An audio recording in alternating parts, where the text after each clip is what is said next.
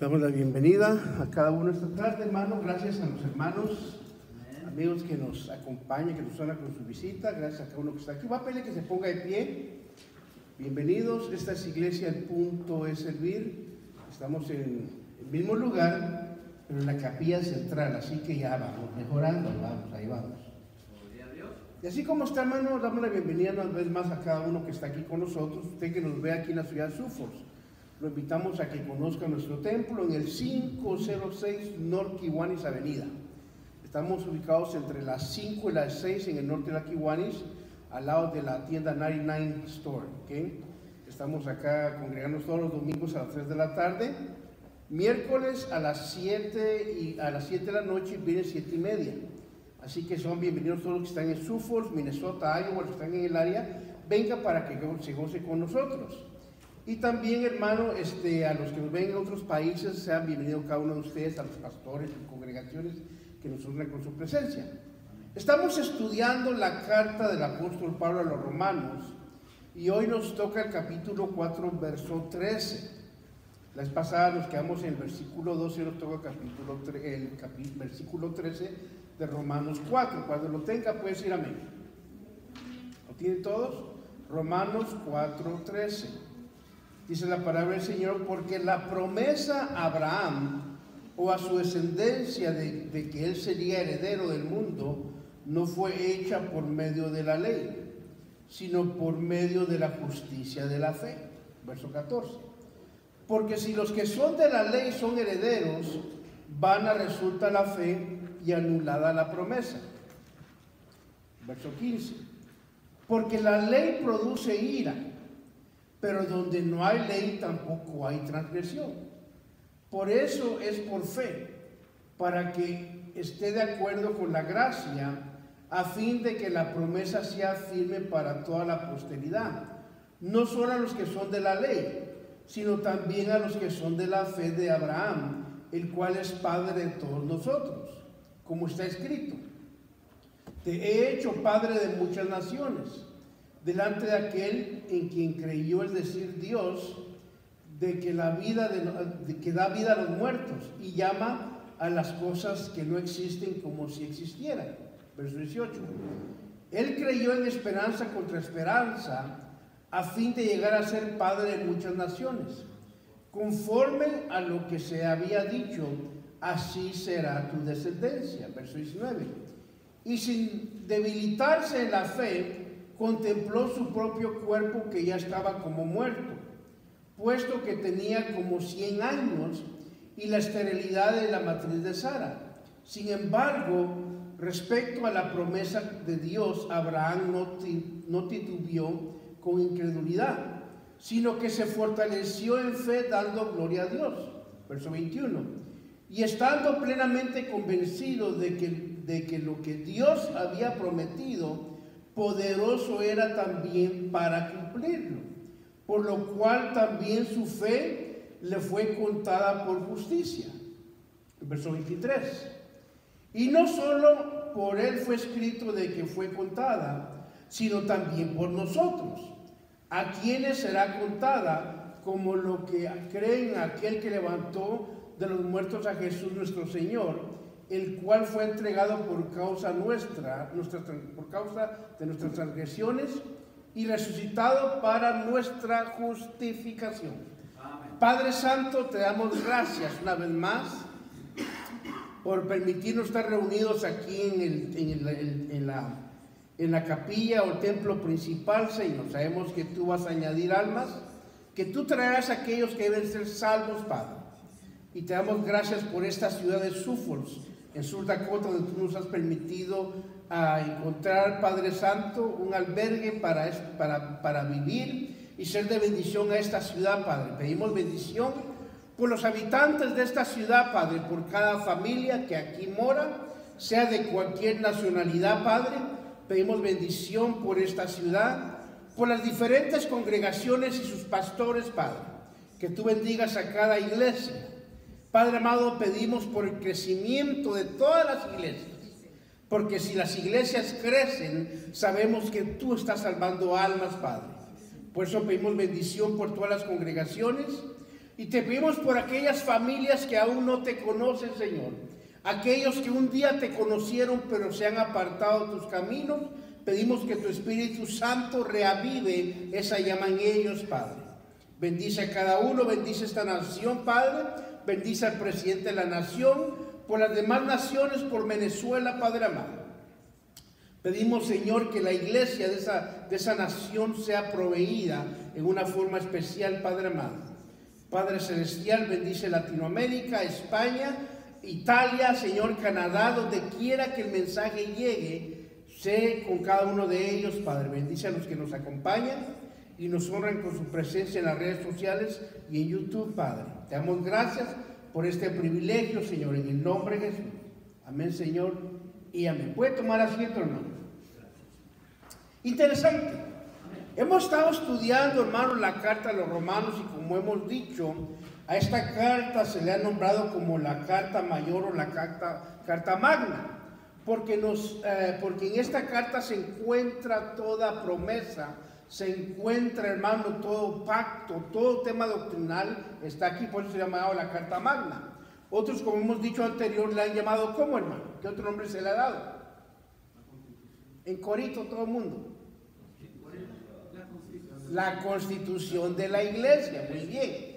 Hermano, por eso es importante estudiar Romanos. Una de las cartas más importantes, hermano, para el creyente es Romanos. ¿Por qué? Porque todo lo que está en la doctrina, todo lo que está en los pactos, en las dispensaciones, en la escatología, en las promesas, hermano, todo está en Romanos. Ahora, por un momento, hermano, la Biblia, aquí Pablo se ha detenido en lo que es el capítulo 4, lo que es la historia de Abraham, cómo fue que él fue justificado por la fe.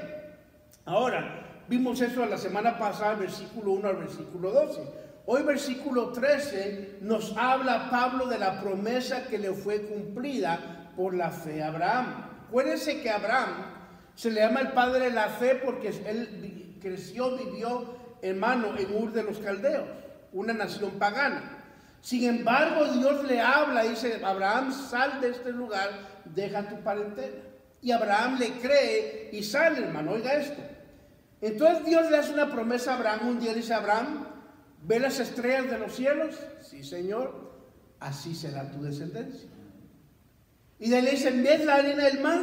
Sí, así será tu descendencia. Hablando de dos tipos de descendencia que él iba a tener. Una, la arena del mar, tipifica la herencia terrestre, terrenal, que sería su descendencia del pueblo de Israel. Es la primera, la descendencia terrenal. Pero le dice, mira las estrellas del cielo. Le está diciendo a Abraham, de ti saldrá otra descendencia que no va a heredar la tierra, sino que va a heredar el cielo. Que somos nosotros, los que hemos creído. Por eso, hermano, Abraham creyó no estando bajo la ley, sino que él creyó sin ley, hermano, él creyó a la promesa divina no siendo circuncidado. Fíjese qué interesante. ¿Para qué? Para que así como es padre de las 12 tribus, también es padre de toda la gentilidad, porque él es el padre de la fe. Fue el primero, hermano, que creyó a la promesa de Dios. Ahora, verso 13, oiga lo que dice. Porque la promesa a Abraham o a su descendencia de que él sería heredero del mundo no fue hecho por medio de la ley, sino por medio de la justicia de la fe. Acuérdense que la ley empieza cuando surge Moisés. Todavía no había vivido Moisés cuando Dios le prometió a Abraham que él iba a heredar el mundo. Hermano, ¿qué implica eso? Mucho. Porque Abraham no tuvo que cumplir ningún rito, ninguna ceremonia. Lo único que tuvo que hacer es creer a Dios. La iglesia de Cristo es igual. ¿Por qué razón? Porque nosotros, hermanos, no hemos creído cumpliendo algún rito de la ley, alguna ceremonia, sino que solamente hemos creído al Cristo de la gloria. Dios nos alcanzó sin ley, nos alcanzó, hermanos, sin conocimiento de Él, y al momento que creemos, esa fe nos cuenta por justicia. Interesante. Verso 14, oiga lo que dice. Porque si los que son de la ley son herederos, vana resulta la fe y anulada la promesa. ¿Qué está dando a decir aquí Pablo? Que si solo los que son de la ley van a heredar la promesa, entonces en vano creemos nosotros y creyó él estando sin la ley. ¿Por qué, hermano, es eso? Acuérdense que el judío, ellos creían, hermano, que la única nación salva de todo el mundo iba a ser Israel. Lo hemos dicho antes. Es más, los rabinos hasta el día de hoy, ellos le preguntan los judíos a los rabinos, a los maestros de la ley, oye, rabino, ¿para qué y creó Dios entonces a los gentiles?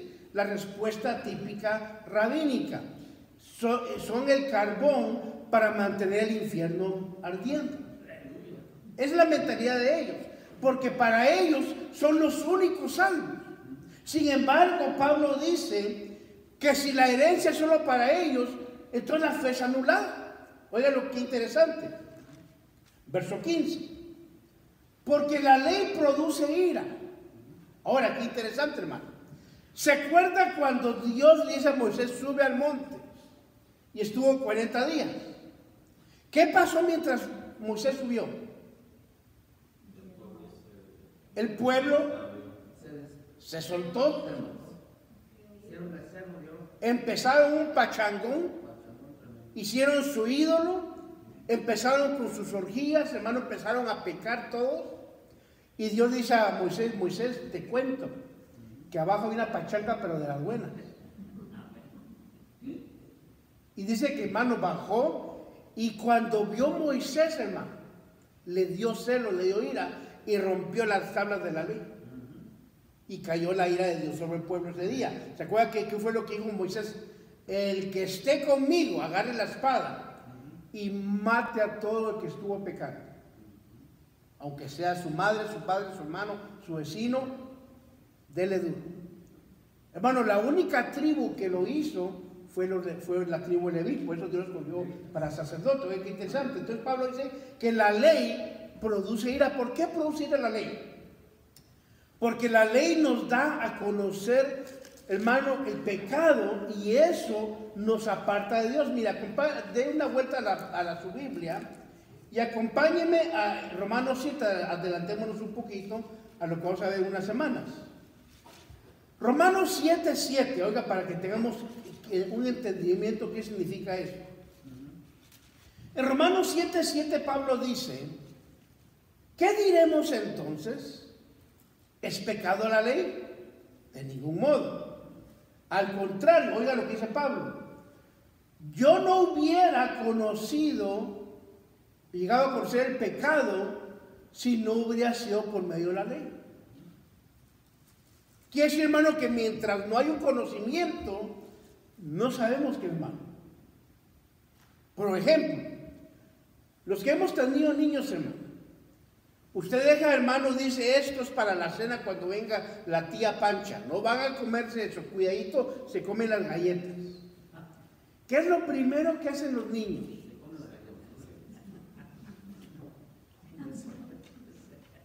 Y van a llegar a la galleta.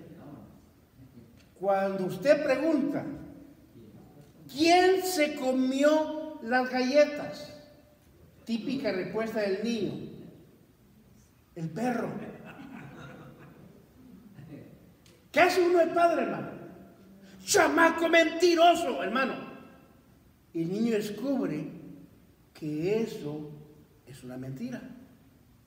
Él no sabe, mire, hermano, él no sabía que eso era mentira hasta que usted se lo dijo, hasta que yo se lo dije. ¿Por qué? Porque lo que está haciendo por naturaleza es, hermano, es lo que es la ayuda al hombre a sobrevivir. Él dice, ¿qué es lo que el niño piensa? Si sabe que soy yo, me va a dar leño. Mejor le echo la culpa al perro. Pero el niño no lo hace porque quiere mentir, lo hace por escapar del castigo. Pero cuando el padre le dice, mentiroso, ¿qué es lo que hace uno? Lo introduce a su primer pecado.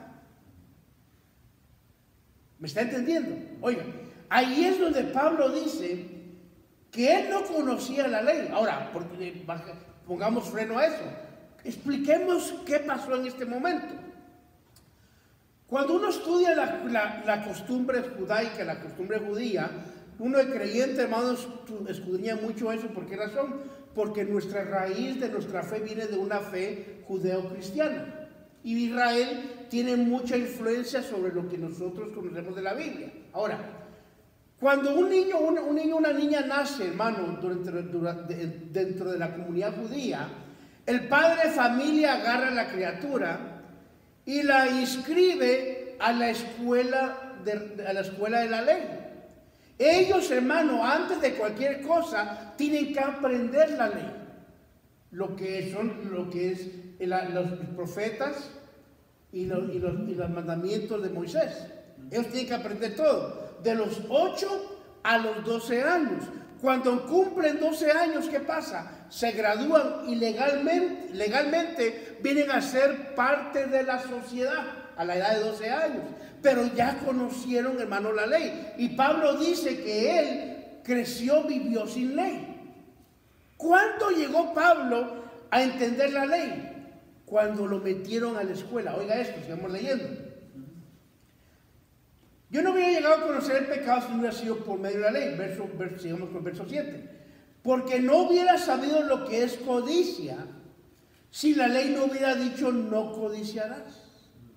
Cuando Pablo se le enseñó, hermano, niño, le dijeron, ¿sabes qué? Si ves que un niño tiene un juguete y tú deseas desenfrenadamente eso y quieres a toda costa, eso se llama codiciar.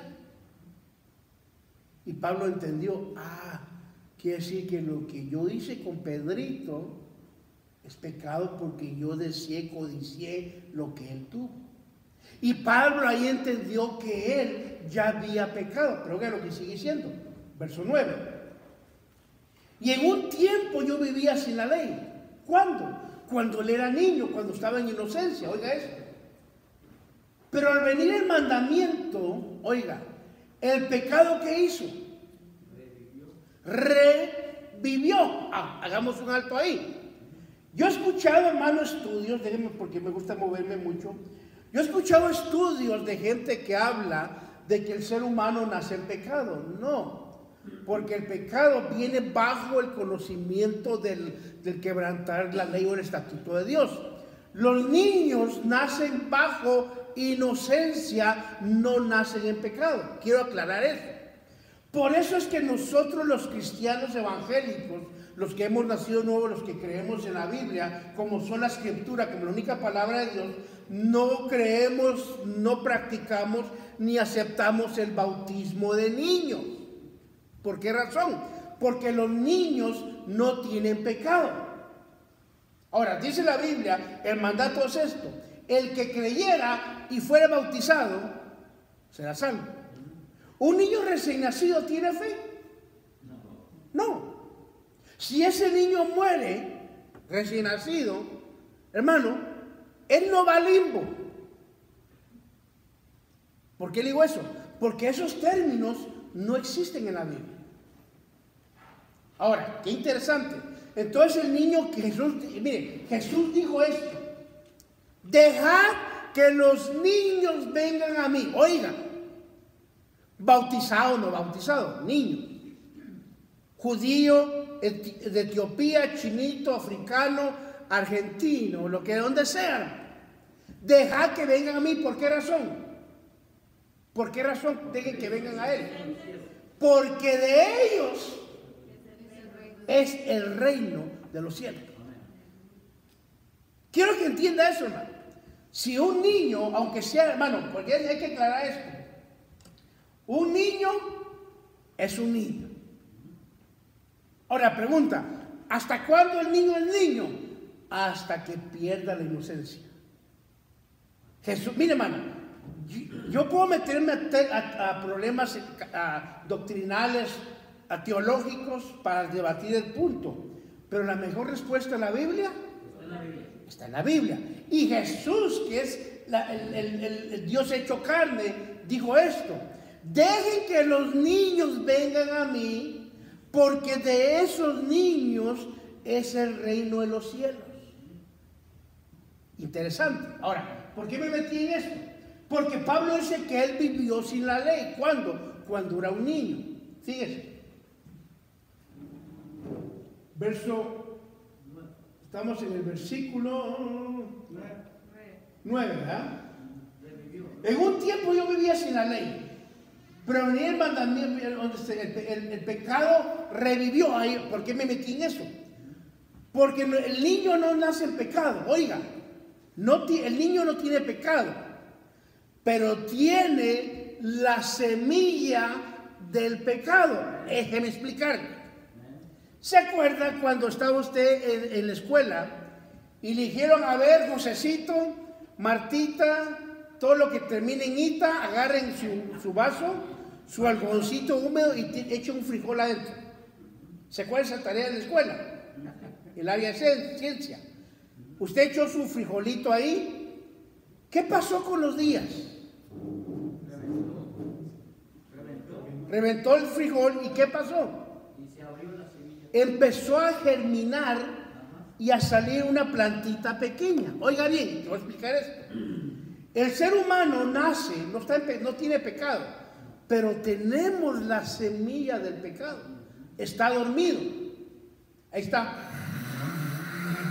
Roncando igual que el hermano fulano, ¿verdad? Oiga, cuando el ser humano pierde la inocencia y llega a conocer lo bueno y lo malo, oiga, cuando en el ser humano se pierde la inocencia y se activa la conciencia, allí revive lo que dice Pablo, el pecado. Oiga, qué interesante. Verso 9, el pecado revivió. Oiga, ¿qué pasa cuando el pecado revive? Hermano, oiga, ¿qué es lo que Pablo dice? ¿Qué pasó? ¿Qué pasó, hermano? ¿Qué dice la Biblia? Pablo dice, el pecado revivió y yo morí. Interesante. Por eso dice la Biblia en Efesios 2, versículo 1 y 2, que nosotros estábamos muertos en nuestros delitos y pecados. ¿Entiende? ¿Qué fue lo que mató al ser humano? El conocimiento de la ley lo hizo entender que eso que hacía era pecado, y al momento que pierde la inocencia, el espíritu humano muere. Interesante. Ahora, regresemos a donde estábamos ahí, hermano. Estamos en el capítulo 4, en el versículo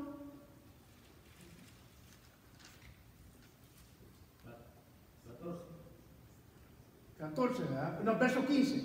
La ley produce ira, por eso me metí a explicar esto. Porque cuando la ley despierta el conocimiento, se pierde la inocencia. Ahora, mire, hermano, quiero que entienda, al momento que usted como persona entendió y perdió la inocencia y al adquirir conciencia, ¿qué pasa? Se convierte en un pecador. Qué interesante. Y en la iglesia habemos pecadores de todo tamaño.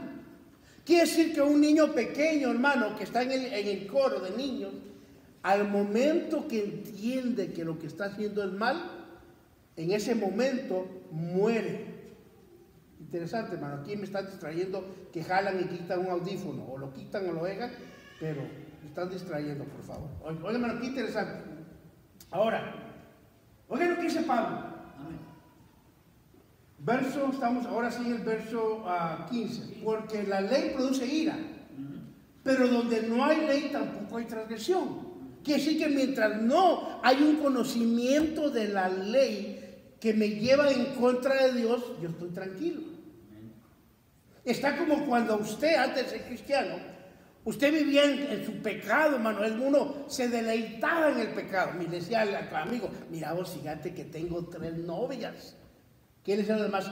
Te felicito, qué macho. Este sí es hombre, decía el papá.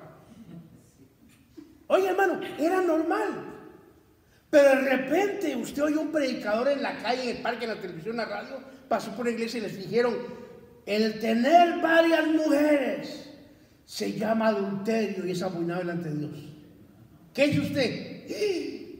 Si era chapín, a la puchica. Quiere decir que estoy en camisa de 11 varas. ¿Por qué? Porque ahora entiende que lo que está haciendo es pecado.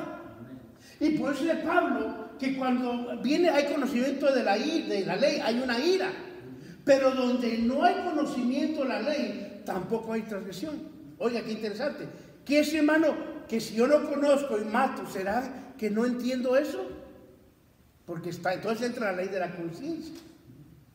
Hermano, Dios los tiene por todos lados, los tiene, hermano, en contra de la pared. Yo nunca leí la Biblia, pero ¿supiste que agarrar sin permiso era pecado o era malo? Sí. ¿Quién te lo dijo? La conciencia. Oiga, verso 16. Dice, por eso es por fe, para que esté de acuerdo con la gracia. Ahora, ¿por qué debe ser, hermano, la justificación por fe? Bueno, ¿qué es? Mire, si está de acuerdo con la gracia, ¿qué significa eso? Que la fe debe estar de acuerdo con la gracia. Ahora, hermano, ¿qué significa gracia? Un regalo o algo que no se merece.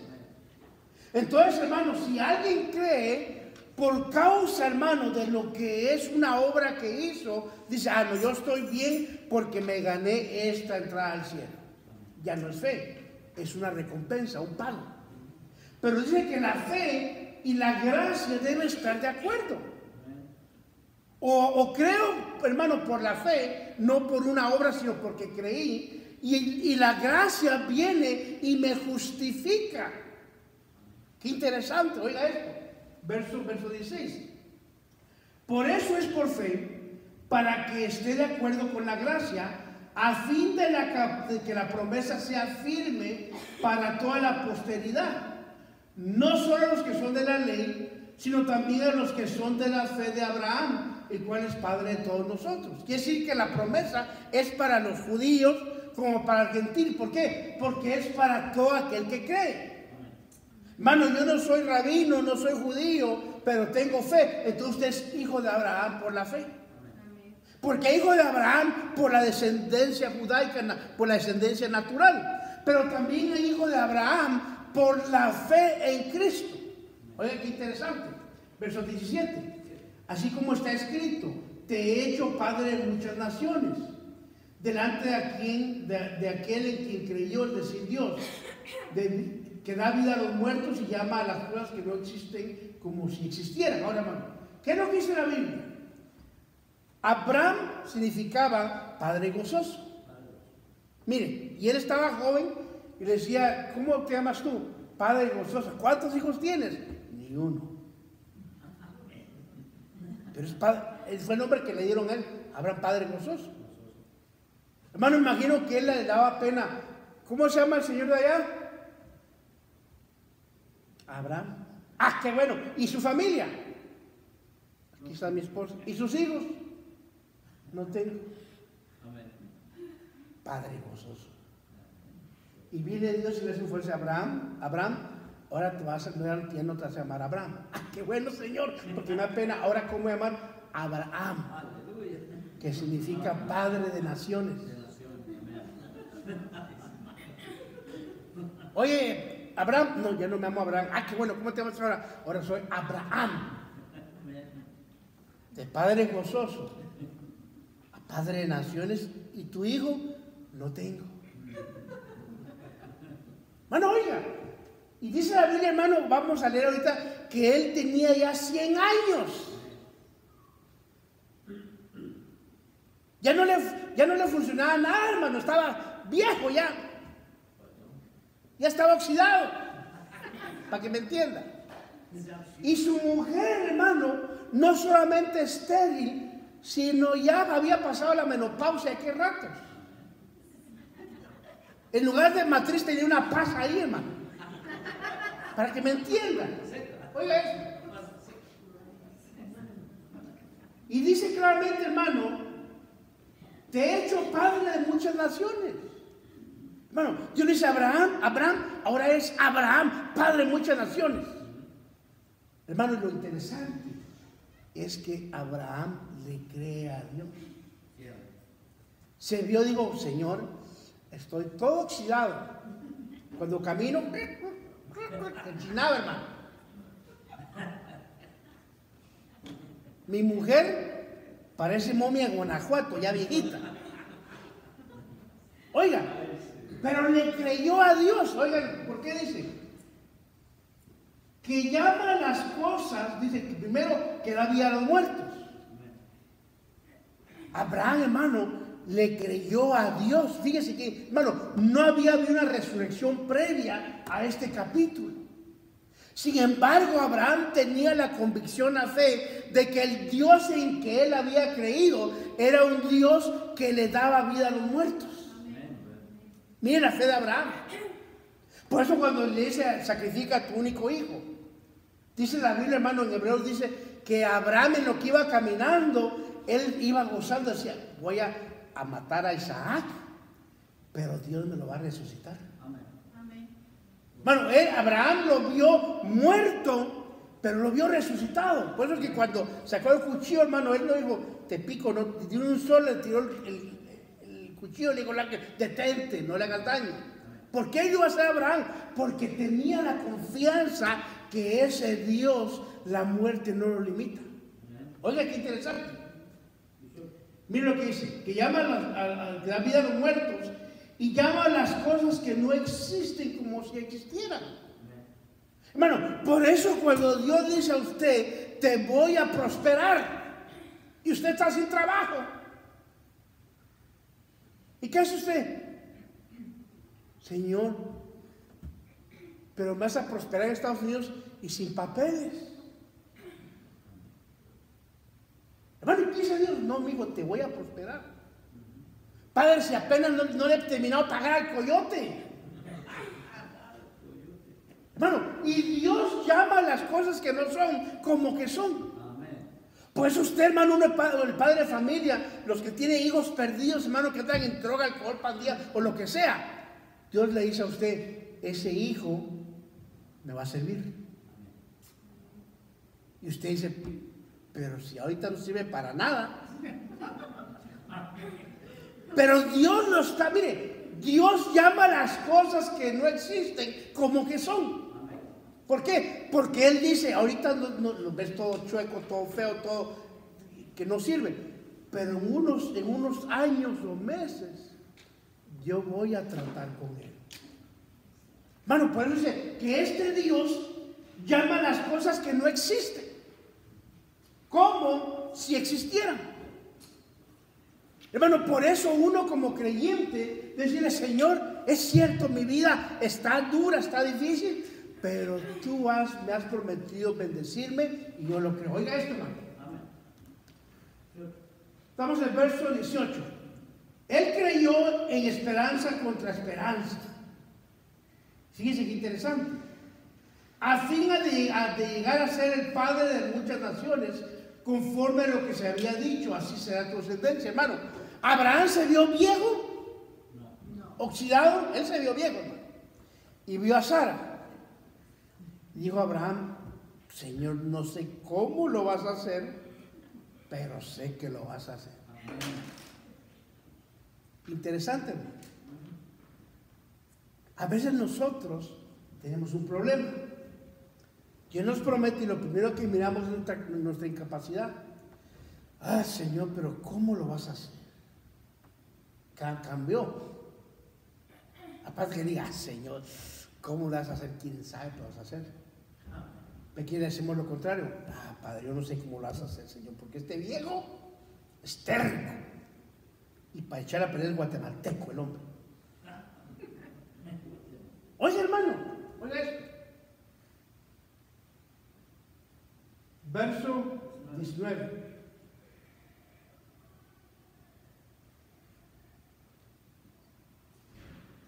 Y sin debilitarse en la fe, contempló su propio cuerpo, que ya estaba como muerto, puesto que tenía como 100 años.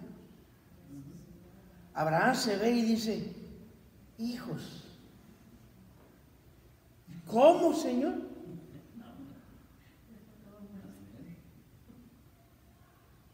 Se dice que él se vio, dijo, ya estoy ya como para bocado para león.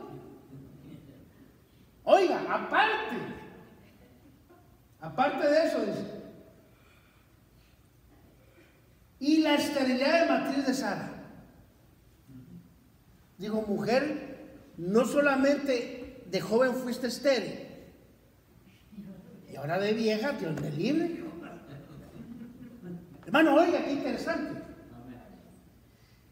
Sin embargo, oiga esta frase, sin embargo, respecto a la promesa de Dios, Abraham no te tuvió con incredulidad.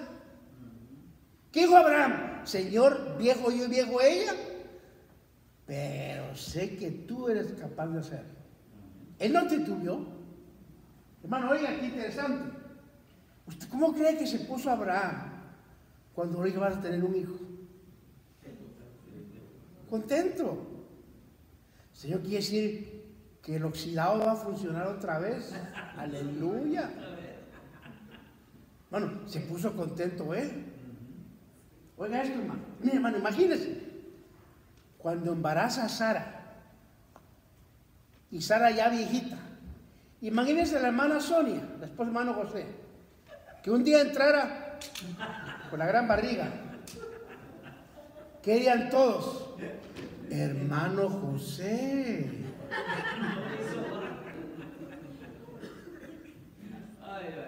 Imagino, hermano, que cuando vieron a Sara, todo el pueblo, Abraham, danos la receta. Hermano, oiga, qué interesante.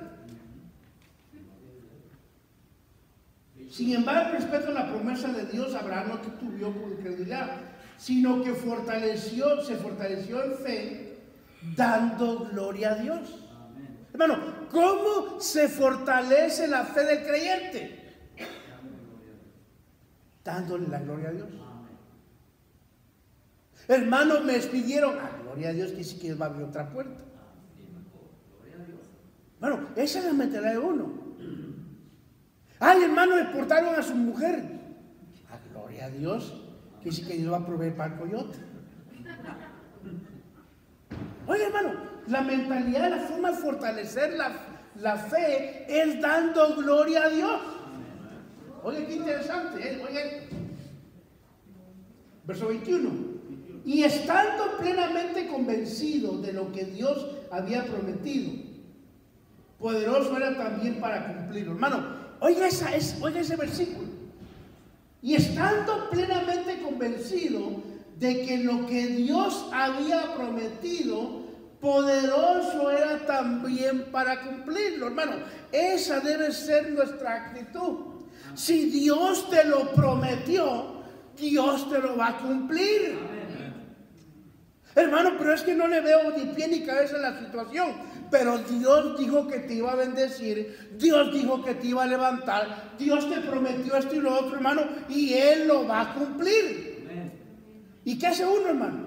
Uno ve el problema, Señor, y tú me prometiste, mira, y no cambia. Dice Dios, mi hijita, no es la actitud que quiero. La actitud que quiero es, Señor, qué bueno, ojalá se revuelque más para que lo levantes con más gloria. Bueno, qué diferencia. Abraham dice, hermano, claramente que él, oiga, no titubeó. ¿Qué dijo Abraham? Si Dios me lo prometió, me lo va a cumplir. Amén. Bueno, qué interesante, oiga esto. Verso 22. Por lo cual también su fe le fue contada por justicia. ¿Cuándo le contó la justicia a Abraham? Cuando se vio viejo, vio a su mujer y dijo, Señor, va a ser hecho. Amén. Dice que ahí su fe le fue contada como justicia. Oye, aquí verso 23 para ir avanzando. Y no solo por él fue escrito que fue contada, oiga bien, sino también por nosotros. Al momento que usted le predicaron a Cristo, la primera pregunta, ¿usted lo vio en la cruz? No. ¿Lo vio caminar haciendo milagros? No. ¿Lo vio resucitado? ¿Lo ha visto en el cielo? Pero creyó. Dice la palabra que esa fe nos justifica delante de Dios. Nunca lo vimos, nunca se nos ha parecido, hermano. Hemos tenido el privilegio de oír la voz audible de vez en cuando. Oiga, hermano, pero yo no lo he visto en persona. Lo he soñado, pero no lo he visto así real. Hermano, pero eso no me quita la fe que Él es real. Hermano, eso no me roba la esperanza de que mi Dios es real. Oiga, y por lo que dice la Biblia, sino también por nosotros, a quienes será contada, como los que creen en aquel que levantó de los muertos a Jesús nuestro Señor. Oye, qué interesante. El cual fue entregado por causa de nuestras transgresiones y resultado para nuestra justificación. Hermano, qué interesante. Él fue entregado ¿por qué razón? Por nuestras transgresiones. Hermano, ¿para qué fue entregado el Señor por nuestras transgresiones? Para dar perdón de pecados. Lo más lindo que en el Evangelio yo encuentro, hermano, es de que al momento que yo creo en Él, mis pecados son perdonados. ¿Sabe que hay otras religiones que piden sacrificio de usted? Me contaba una hermana que es nativa de Estados Unidos, que los jefes de la tribu le dijeron a ella cuando es evangélica, ¿pero por qué te hiciste evangélica? Acá esa es religión de débiles. Nuestra religión se derrama sangre. Y para ellos es mejor porque se tienen que cortarse. Le digo, ¿y en tu religión qué hace? No nos cortamos, no brincamos, no nos damos de golpe. Entonces, ¿qué hacen? Creer. ¿Cómo así? ¿No te cortas? ¿No te pegas? ¿No te cacheteas? ¿No te das golpe en el pecho por mi culpa? Por mi culpa y por la tuya, pero por mi culpa. Mano, oiga, mire, esa es la locura del Evangelio. Que no, hermano, no tenemos que hacer nada, solamente creer. Y al momento que uno cree, hermano, la Biblia nos dice que somos perdonados, pasamos de muerte a vida. El asesino que se arrepiente, hermano, Dios lo ve como que si nunca hubiera asesinado. Hermano, oiga, el ladrón que se arrepiente, Dios lo ve como que si nunca hubiera robado. El que tuvo 2 o 3 mujeres, Dios lo ve, hermano, como que no. Mire, ¿por qué? Porque dice la Biblia, voy a perdonar sus pecados y una bendición. Y nunca me voy a acordar de ellos. Hay gente, hermano, que en el mundo dice, ay, Señor, ay, ese pecado tan horrible que fue. Y dice Dios, ¿cuál? Señor, acuérdate que estaba joven. Dice el Señor, ¿de qué me estás hablando? No, yo fui el que le hizo a doña Tencha. ¿Le hiciste qué? Eso fue horrible, fue horripilante. Yo fui el que... Dice el Señor, ¿de qué estás hablando? Señor, ¿no te acuerdas? Y dice Dios, no. Hermano, oiga, ¿qué le quiero decir? En el Evangelio nos da la oportunidad de empezar de nuevo. No importa lo que uno haya sido, lo lindo, tenemos la oportunidad de empezar otra vez. Esta tarde, usted que está aquí, yo sé que es salvo, pero ahí que me están viendo gente que no es salvo. Yo no sé qué pecado usted ha hecho. Yo no sé qué maldad ha hecho. No sé qué le haya hecho a su prójimo, pero déjeme decir algo.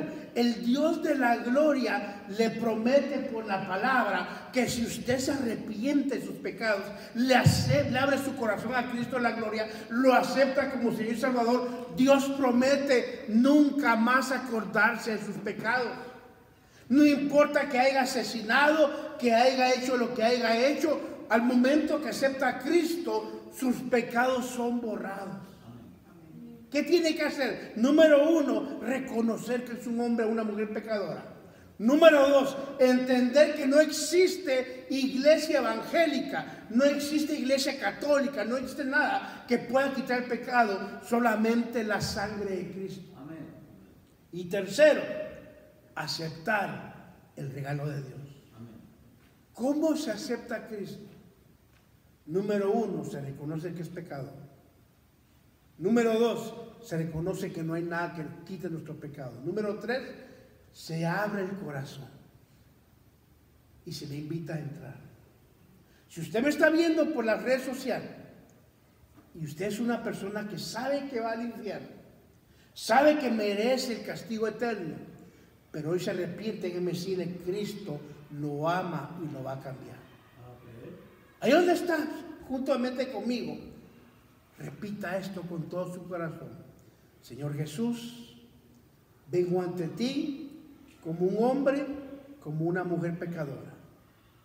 Yo reconozco que he pecado, reconozco que te he ofendido y reconozco, Señor, que en ti hay perdón. Hoy confieso que tú moriste en la cruz por mis pecados, fuiste enterrado y al tercer día resucitaste entre los muertos. Y hoy, Señor, te abro mi corazón, entra a mi vida, te acepto como mi único Señor y Salvador. Gracias, Señor, por morir por mis pecados, gracias por resucitar, gracias por perdonarme y gracias por amarme. En el nombre de Jesús, gracias, Señor. Amén. Si usted echa esa oración, usted es parte de la familia de Dios hoy. Contáctenos, busque una iglesia donde se enseñe la palabra y Dios me lo bendiga. A usted que está aquí en casa, hermano, voy a pedirle que se ponga de pie.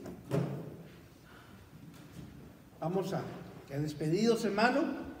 Vamos a dejar ¿quién que va a recoger la ofrenda hoy? ¿Quién le toca? Hermano Al. Vamos a dejar que nuestro hermano Al recoja ore por las ofrendas y después termina Juan Carlos con un canto. Amén. Dios te bendiga. Bien, hermanos, gracias por la palabra, hermano, porque siempre es un privilegio escuchar que